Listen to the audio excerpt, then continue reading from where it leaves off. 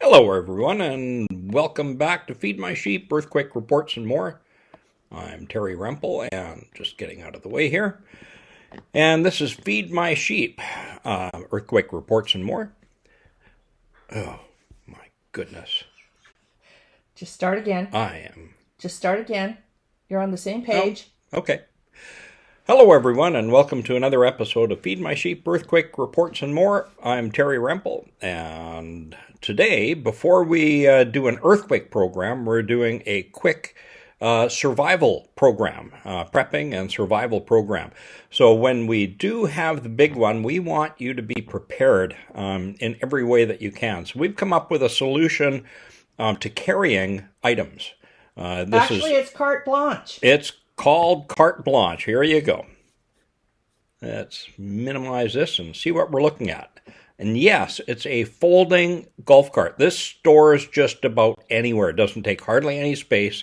You can see a couple of bags in the background, and there's actually a full-size tent for two people. This is just about everything you need. The only thing that's missing, you'll see that I've got my share that fits on here as well, or on another version.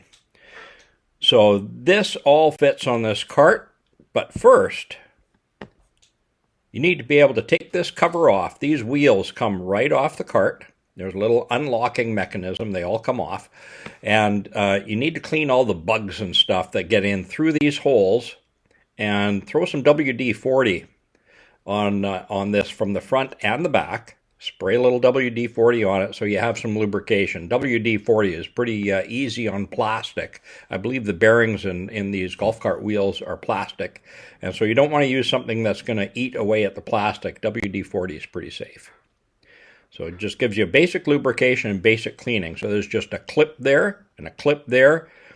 It's a little sticky. You got to, push it pretty hard with a screwdriver, or I used my multi-tool, the needle nose pliers end of it, and pushed it through with that. But they're not that difficult. So you can get these wheels off and get your bearings lubricated, and then they're not going to fail when you're using them. So let's start with that. Start with the maintenance. But when you buy one of these, make sure the wheels roll well. If they don't roll well, then you haven't got a good cart. You don't want to buy it. And we're looking at secondhand for these. I paid about $10 for this, so pretty cheap. And next, this cart is all opened up, ready to go. We remove this section right here.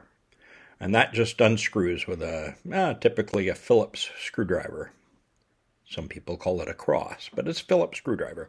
And then you cut the wings that are in the way off of this one down the bottom, and you put a piece of plywood across here.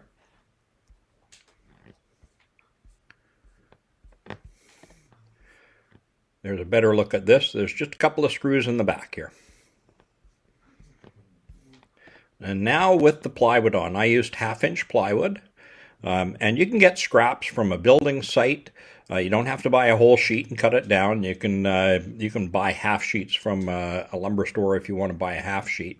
But it's typically not too hard to come up with this plywood. Now I've attached the emergency hatchet. I've got it attached here. It's easily removed. I added, rather than screwing the plywood right onto this shaft, the shaft of the cart, what I did was I sandwiched it with 2 pieces of wood. I screwed through the plywood into the wood, and then I attached through the wood into the frame. And that's a much stronger system than screwing straight into the frame. You can see there's another portion of that down here as well. And this all folds up quite small. You can see it's taking very, very little space. I've even got the drink holder moved so it fits in here as well. You can't see it very well. It's just hiding right in there. But it actually has a drink bottle holder of all things. And if you don't have straps, if the straps aren't long enough, just get some paracord and have that. Paracord's always handy. You can use it instead of screwing on straps if you want. You can just cut little notches in with a knife, with a saw on the way up, and you can go all the way around, and the notches will keep the rope from sliding up and down. So it works pretty easily. look from the other side, we've got a saw on this side. So now we've got a hatchet and a saw, and they're permanently mounted by their this one's permanently mounted. I screwed right through the holder. You just open the flap and out comes the saw.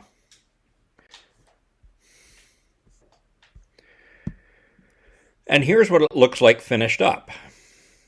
So I've got straps mounted, I've got some extra strings, I've got strings through here so I can tie vertically and horizontally with the straps and vertically with the strings. So if you have multiple bags, it'll hold it in. Here it is opened up. Nothing too complex about this.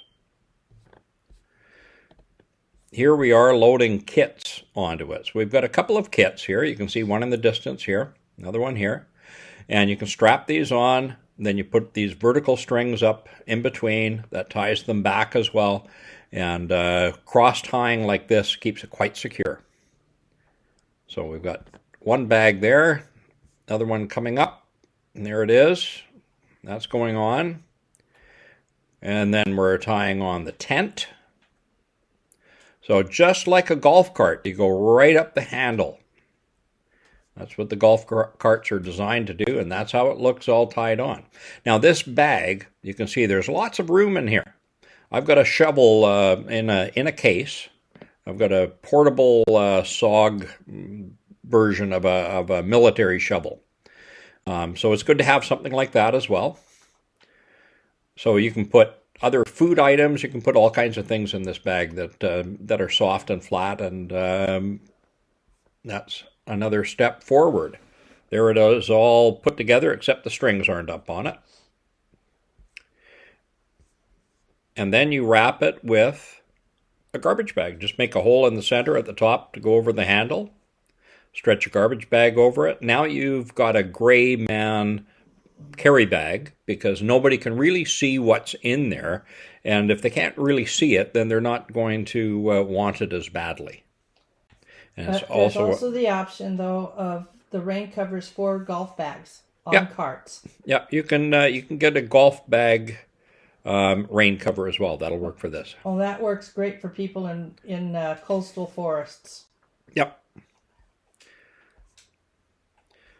Here we're switching around and we're using a backpack. The same setup to handle a couple of bags and a tent will handle your backpack, and of course there's another sleeping bag that goes on top of this, that straps on top. And the handle is currently down a little bit, but it sets up and it sits up right up in here. And this is just a plastic packing sheet. It's foam, and it makes an excellent ground cover. Part of the issues with being out is keeping the heat in your sleeping bags. We've got one sleeping bag that's inside here because this is designed for Esther and I both to travel together. So there's one sleeping bag in here plus all the other bunch of other gear, and then another sleeping bag fits on the top. They're designed to zip together so we can stay warm. It's better if you're not in separate sleeping bags, but in the same one. So there it is, sleeping bag on top. So there's the option. You can use that for a sleeping bag, or for your backpack and sleeping bags. You can use it for separate kits. This all weighs about, it's under 35 pounds for the backpack and the sleeping bags, the two sleeping bags, and the food items and the clothing items, cooking items, the ground sheet cover, compass and spotting scope, and all kinds of stuff are mixed into this bag. We've got other cooking supplies in these two, and we've got the tent, of course, and we're good for an easy week with what we can pack with about 30 pounds here and about 30 pounds there, maybe 35 here. So we're not packing heavy, but 35 pounds gets pretty heavy after 5 miles. Most people don't normally walk 5 miles, and you're going to do a bunch of 5-mile walks with this. So it's much easier packing it on wheels, and golf carts give you the width. They're made to be all weather. The width of the tire, rather. They're not going to go flat because they're solid, so that gets rid of flat tire issues. They're durable enough to carry a 40-pound golf bag, so putting 35 pounds on this is not a big deal. And as long as you're not going hard, you have to be careful over obstacles and not bash into things, because they're made to run on cart paths and on golf courses. They're not made for really, really rough ground. So you got to treat them well. But if you treat them well, they're going to go many, many miles for you. And that's going to save just a ton of effort on your part and leave you burning less calories, which is going to allow you to move further. You're going to move further on less calories because this is all this weight is being carried on the wheels. And even if one person is packing 2 carts, it's a lot easier than packing 1 bag. All right? So there's our solution. The final solution, I don't think there's a better one, for carrying your gear independently and over all kinds of terrain. You can take everything off this cart. You can move it around a bridge washout or a bridge collapse, put it all back together again, and go on the better ground on the other side. The cart itself only weighs about 5 pounds, if that. I didn't weigh it, but something like 5 pounds. And all of that 5-pound weight is rolling on these wheels. So it's really, it's not creating an issue for you to have this cart. It's saving you a whole bunch of effort. So we hope this works for you. Like I said, very few tools needed, very little lumber, and away you go. You can carry your water in this, and it's not going to be an issue. You've got water filtration anyway. Water adds a lot of weight in a hurry. So this gives you the ability to pack enough water to get where you're going, and then you can use it for cooking and everything else that you need. All right.